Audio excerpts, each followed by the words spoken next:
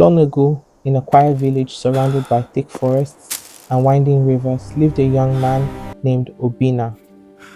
Obinna was known throughout the village for one thing: his unending misfortune. No matter how hard he worked, things always seemed to go wrong.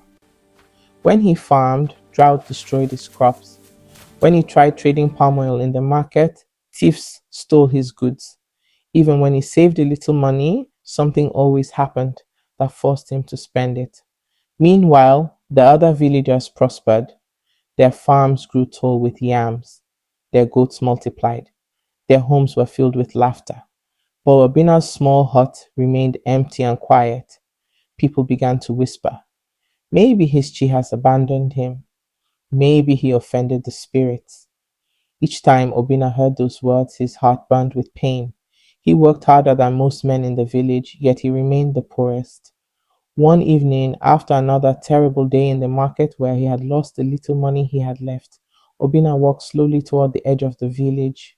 The sun was setting, painting the sky with deep orange and purple colors. Without thinking, his feet carried him into the great forest. The elders had always warned the villagers about that forest. They said powerful spirits lived there, but Obina did not care anymore. What is there left to lose? He muttered bitterly. He walked deeper and deeper until the sounds of the village disappeared. Suddenly the wind grew cold. The trees began to sway even though the air was still. Then a strange voice spoke from the darkness. Why does a human wander here with such heavy sorrow? Obina froze. Slowly, a tall figure stepped out from behind the trees. The figure glowed faintly in the moonlight. Its eyes shone like burning coals. Obina's knees trembled. Who, who are you? He whispered. The figure smiled. I am the spirit of this forest.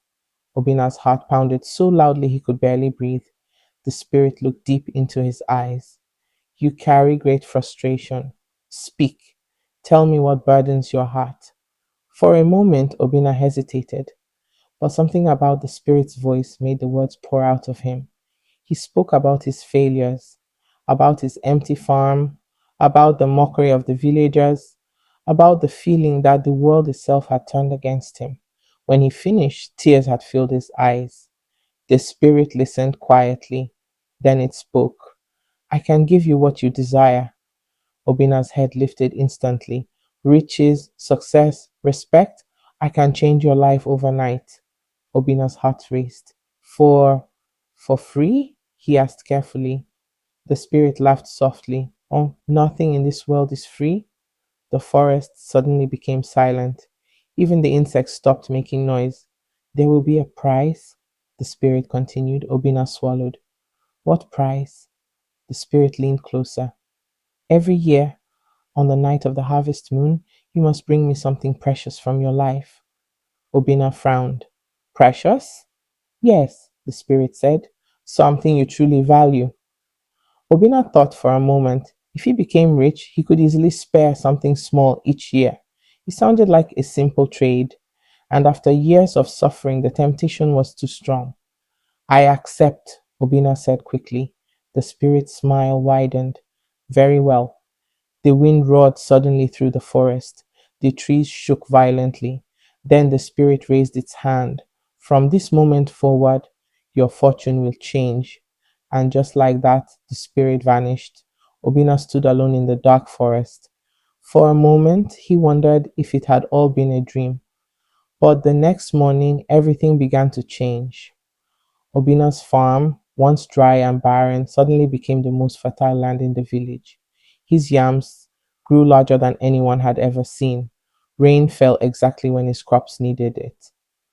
When he took his harvest to the market, traders fought to buy from him. Within months, Obina became one of the wealthiest men in the village. He built a large house. He bought many goats and cows. People who once mocked him now greeted him with respect. Soon, Obina even married a beautiful and kind woman named Adais. For the first time in his life, Obina felt truly happy. But as the months passed, something slowly began to trouble his mind. The harvest moon was approaching, and with it, his promise. At first, he told himself it was nothing. I will just give the spirit something small, he thought, a goat or some money. But deep in his heart, a quiet fear whispered. The night of the harvest moon finally arrived. The moon hung large and bright in the sky. Obinna walked nervously toward the forest, carrying a fat goat. When he reached the place where he had met the spirit, the wind suddenly grew cold again. The spirit appeared. You have come? It said calmly. Yes, Obinna replied, placing the goat on the ground. I brought this. The spirit looked at the goat, then it slowly shook its head.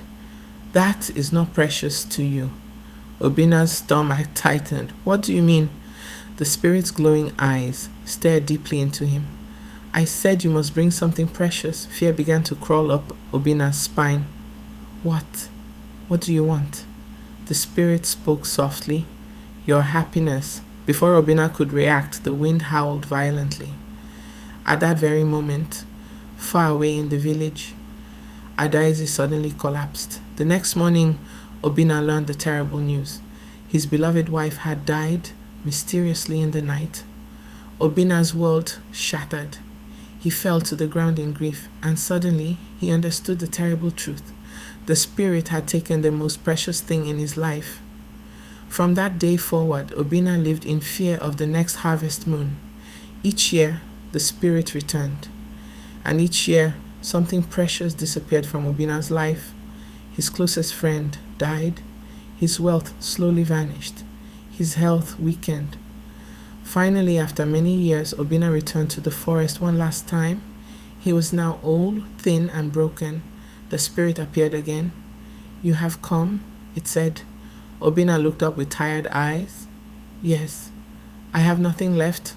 The spirit studied him carefully. Then it nodded. That is true. The forest grew silent. Obinna took a deep breath.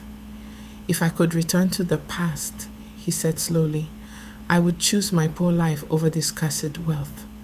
The spirit's glowing eyes softened slightly. Many humans learn that lesson too late. The wind blew gently through the trees. Then the spirit spoke one final time. True wealth is not gold or power. It is the people and peace you already have. With that, the spirit disappeared forever. Obinna walked slowly back to the village. He was poor again. But for the first time in many years, his heart felt lighter, because he finally understood something important.